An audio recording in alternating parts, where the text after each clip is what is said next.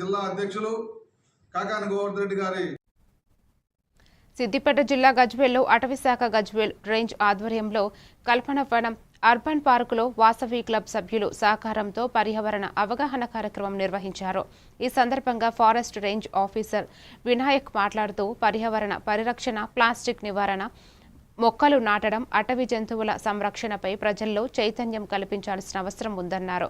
కార్యక్రమంలో అధికారులు, వాసవి క్లబ్ సభ్యులు పాల్గొన్నారు.